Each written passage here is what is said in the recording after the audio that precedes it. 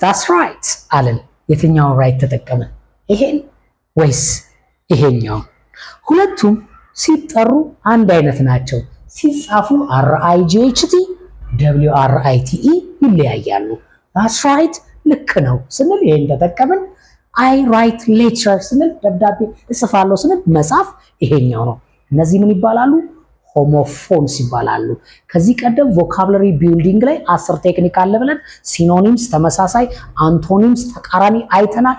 ሶስተኛው ሆሞፎንስ ሆም ቤት፣ ፎን ድምጽ፣ ድምጻቸው አንድ ቤት የሆኑ በስፔሊንግ እንደዚህ የሚለያዩትን ዛሬ እናያለን። ሁሉ የሚሸውዱ ባይ ባይ ባይ። ቻው ለማለት የቱን ነው የምትጠቀሙት?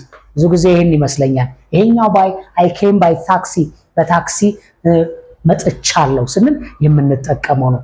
ዩዚንግ ሳምቲንግ ነው። አንድ ነገር ስንጠቀም ባይ ብለን መናገር እንችላለን። ሁለተኛው ባይ አይ ዋንት ቱ ባይ አ ቡክ ስንል መጽሐፍ መግዛት እፈልጋለሁ።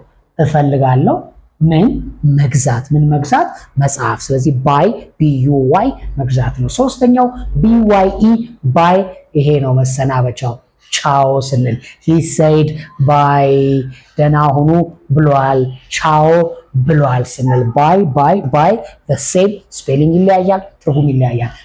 ራይት ስፔሊንግ ይለያያሉ፣ ትርጉም ይለያያሉ። ሌላው ሁሉ የሚያምታቱ ናቸው። የመጀመሪያው where WHERE where do you live የት ነው የምትኖረው ስንል የት የሚለውን ትርጉም የምንጠቀምበት ነው። the second wear ምን ማለት ነው? መልበስ ነው። I wear uniform to school ወደ ትምህርት ቤት ሲሄድ ዩኒፎርም እለብሳለሁ ነው። the other wear ነው WERE they were happy ስንል ምን እንደማለት ነው? አሁን ቢሆን they are happy ደስተኛ ናቸው ላለው፣ ያለፈ ሲሆን ግን they were happy ደስተኛ ነበሩ። ቤቴ በጋበዝኳቸው ሰዓት they were happy ደስተኛ ነበሩ እንላለን። ሌላኛው where መልሰን የምንለው ነው። the shop sells kitchenware ስንል where means goods ወይም ቁሳቁስ ማለት ነው። ግን ብቻውን አይመጣም፣ ሁልጊዜ ከስም ጋር ነው የመጣው። ሰው እዚህም ጋር ምን ብለን የተጠቀምነው ተመልከቱት፣ kitchenwares ነው። ስለዚህ የኪችን ቁሳቁሶች በሱቅ ውስጥ ይሸጣሉ ነው። ሶ warehouse ብንል የቁሳቁስ ቤቶች ወይም ግምጃ ቤት ሊሆን ይችላል።